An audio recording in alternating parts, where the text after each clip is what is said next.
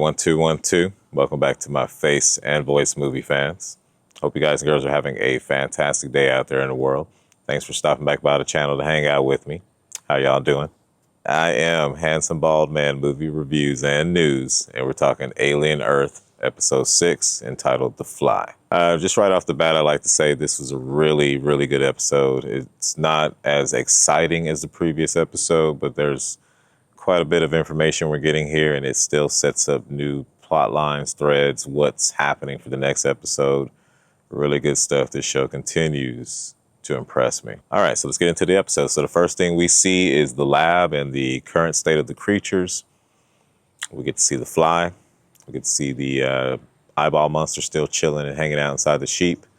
It's not deteriorating as fast, I guess, because the sheep is nourishing itself, it's feeding itself. I guess that's how that works. I just thought maybe it just drained all the nutrients immediately, and then it just had to move on. We also see Wendy in the lab hanging out with the little baby xenomorph, talking with it, having some issues with the dialect. So while we've got Wendy kind of conversating with the creatures, we got a conversation between Hermit and Kirsch. You know, Hermit's thinking like we're just going to live happily ever after and be a family together and live life, talk about dad and watch Ice Age. I don't think that's in the cards for them at all. Wendy's like this supercomputer machine now. I mean, yeah, she's a hybrid, but I mean, she's more machine and she's got purpose. And Kirsch is definitely steering her that way, and he's encouraging these kids to actually be more machine-like. So if these hybrids exist today, we may not even be aware that they're hybrids. They may just be, you know, masquerading as full-on synths. If something crazy happens to Prodigy, we don't know yet, but moving on. All right, so next scene we get is basically the scene with Arthur and his wife Dame as they get addressed by, I believe his name is Adams Ein. I think I saw that in the subtitles. I don't think I've heard anyone address him as that name, but in the subtitles, that's what it showed. So he's the guy that's yelling about you don't have the stomach to see things through.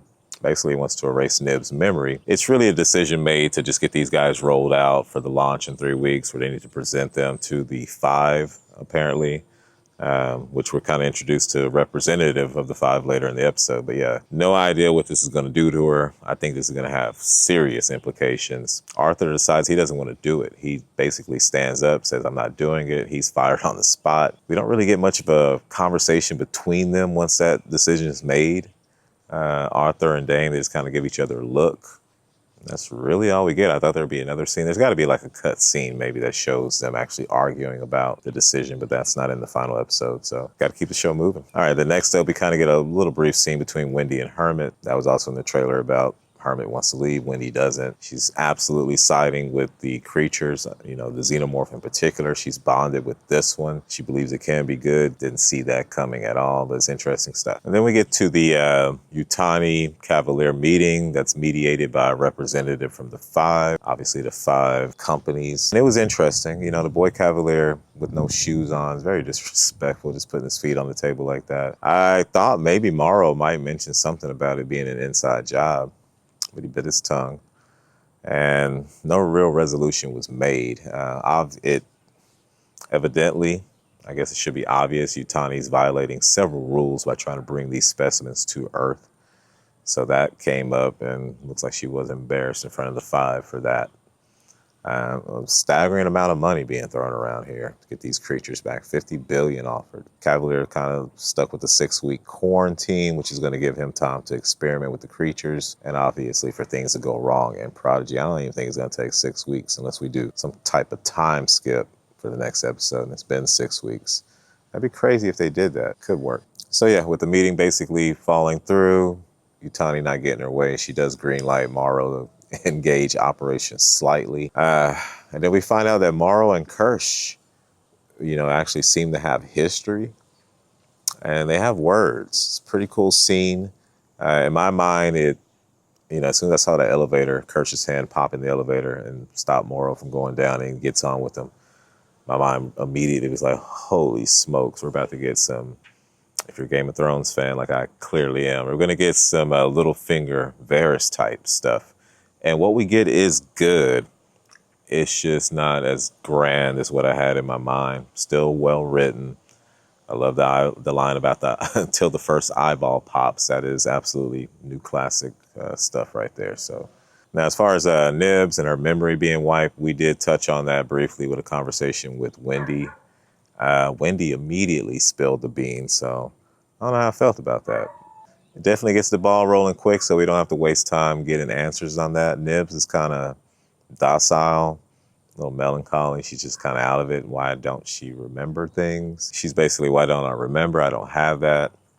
This infuriates Wendy. Wendy goes to, have this conversation with Dame.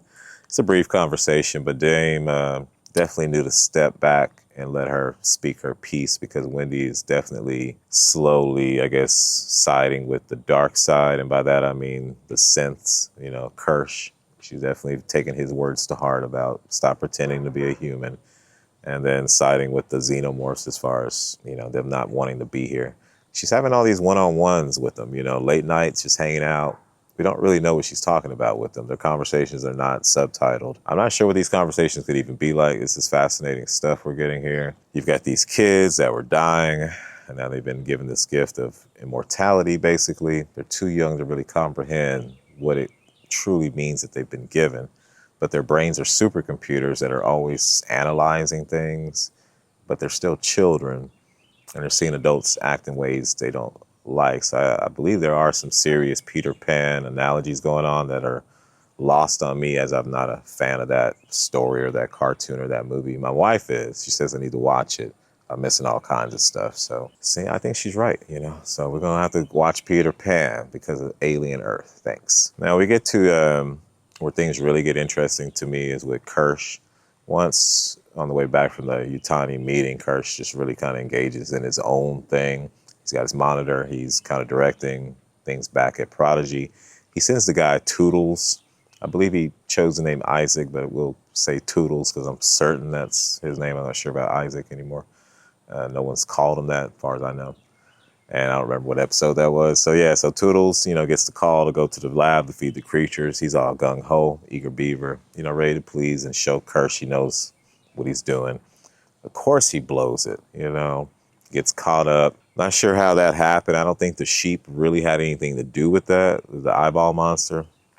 But he is definitely orchestrating something.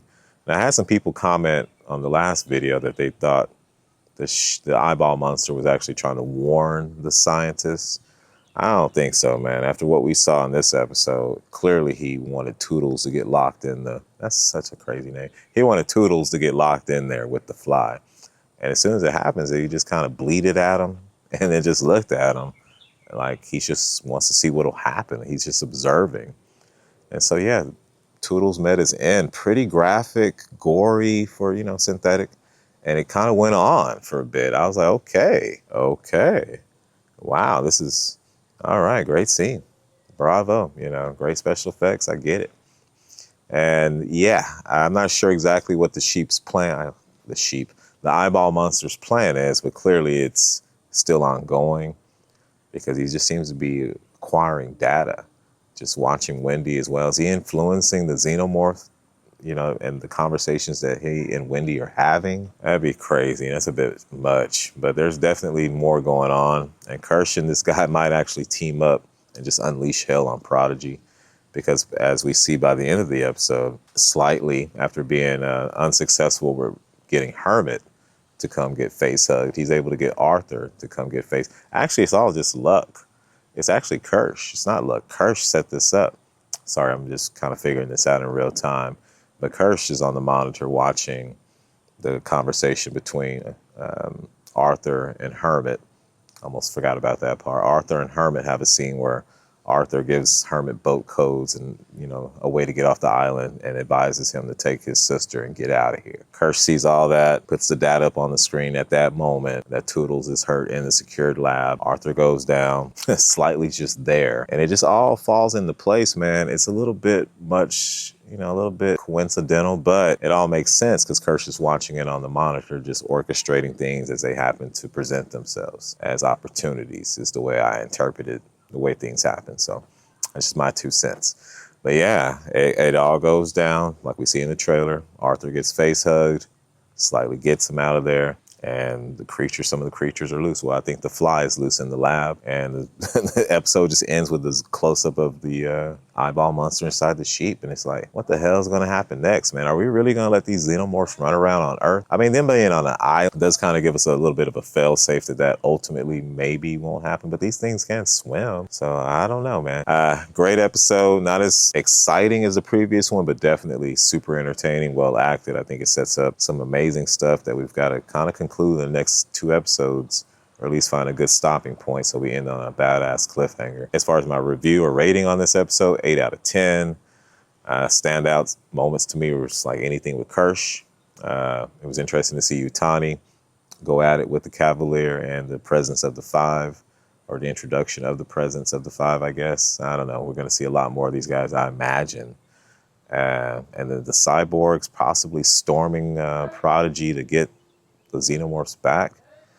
That could be a thing. So yeah, I appreciate you guys and girls hanging out with me. This one's a little bit long. I actually took notes and talking points. So we'll see if I can break this up into smaller bits or something. I don't know. We'll figure it out. But yeah, I had a blast talking Alien Earth with you. Make sure you come back and check out my episode 7 trailer thoughts and whatnot. That's going to be fun. And yeah, we're having a blast talking Alien. Thank you guys and girls for stopping back by the channel. Make sure you stay safe in the meantime. In between time, I'm hitting your face. Bye. Hey, also like and subscribe for me. Thank you.